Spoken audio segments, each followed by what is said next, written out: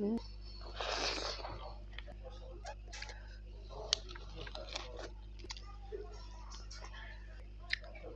그죠?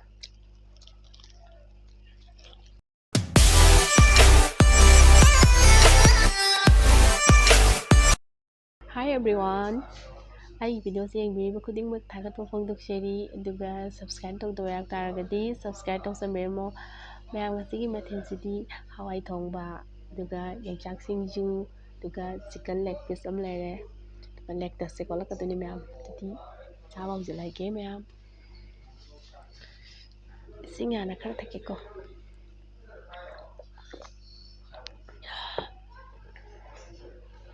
ꯏꯁꯤꯡꯁꯦ ꯈꯤꯇꯪ ꯂꯥꯞꯅ ꯊꯛꯀꯦ ꯍꯋꯥꯏ ꯊꯣꯡꯕꯁꯦ ꯍꯩꯊꯔꯒꯦ ꯑꯩꯅ ꯃꯍꯤ ꯈꯔ ꯂꯥꯡꯇꯛ ꯇꯧꯕꯅ ꯆꯥꯅꯤꯡꯉꯦꯅꯅꯦ ꯃꯍꯤ ꯈꯔ ꯂꯥꯡꯇꯛ ꯇꯧꯍꯟꯕꯅꯦ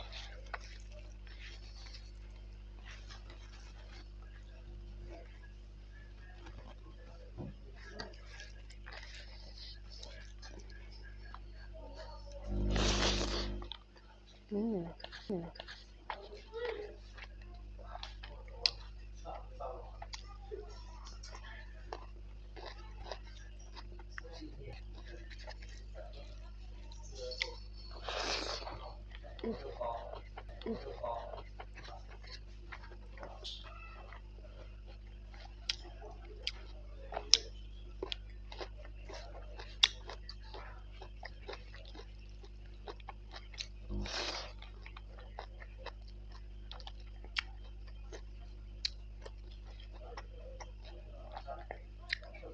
그죠?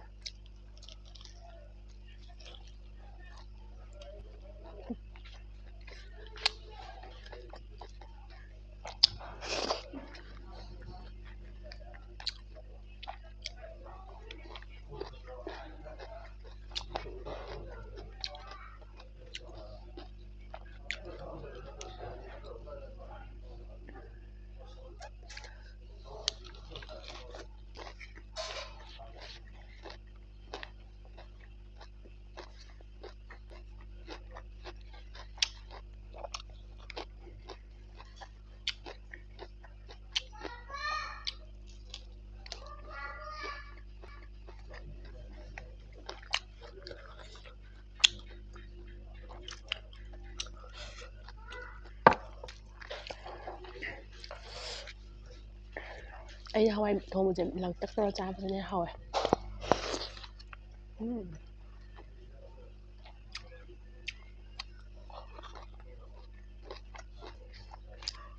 ꯃꯌꯥꯝ ꯑꯆꯝꯕꯅ ꯍꯦꯟꯅ ꯆꯥꯛ ꯆꯪꯉꯤꯀꯣ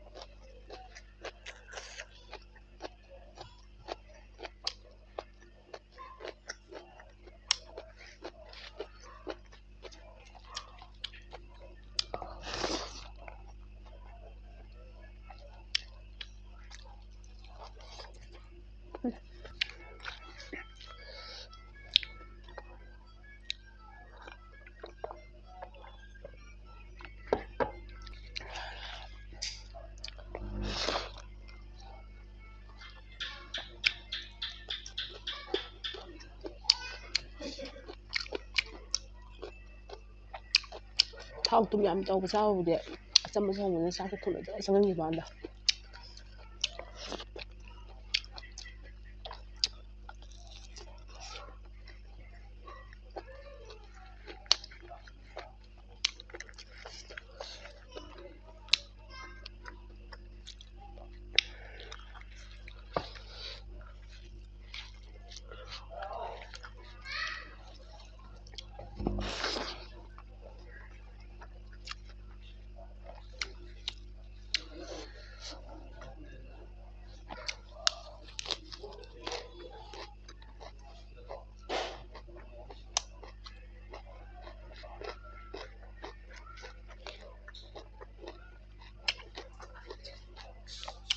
ꯍꯥꯎꯋꯦ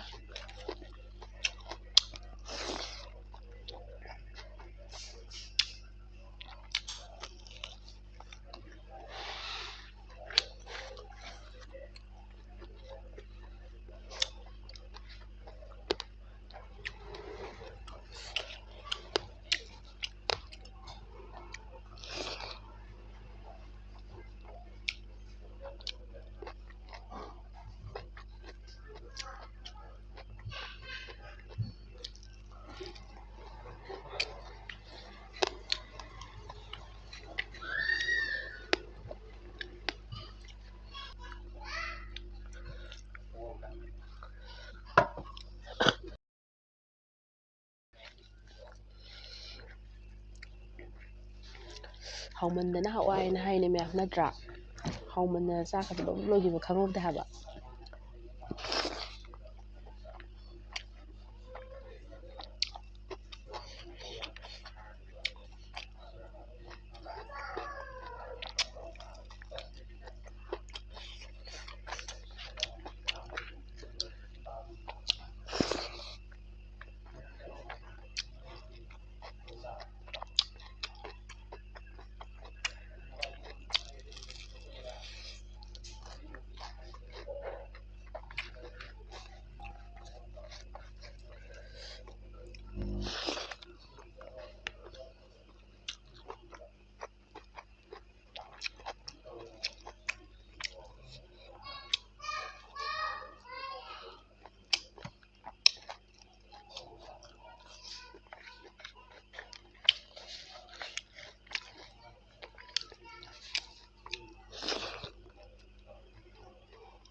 ꯍꯋꯥꯏ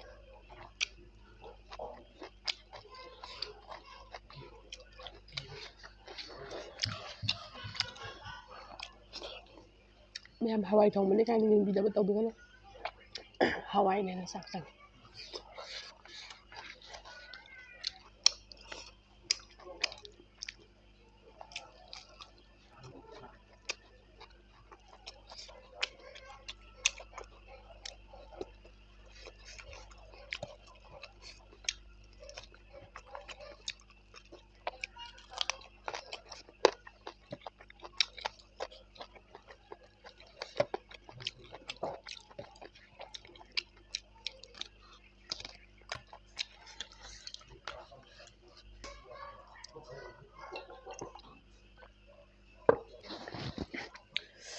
ꯃꯌꯥꯝ ꯍꯥꯎꯃꯟꯗꯅ ꯌꯥꯝ ꯊꯨꯅ ꯆꯥꯁꯤꯟꯈ꯭ꯔꯦ ꯉꯁꯤꯗꯤ ꯌꯥꯝ ꯊꯨꯅꯁꯨ ꯂꯣꯏꯁꯤꯟꯈ꯭ꯔꯦ ꯑꯗꯨꯏꯗꯤ ꯃꯊꯪꯗ ꯀꯔꯤ ꯆꯥꯔꯣ ꯍꯥꯏꯕꯗꯣ ꯃꯌꯥꯝ ꯀꯃꯦꯟꯗ ꯊꯝꯕꯤꯔꯝꯃꯣ ꯃꯌꯥꯝ ꯅꯨꯡꯁꯤꯕꯤꯗꯨꯅ ꯁꯞꯄꯣꯔꯠ ꯇꯧꯕꯤꯌꯨ ꯃꯌꯥꯝ ꯕꯥꯏ ꯕꯥꯏ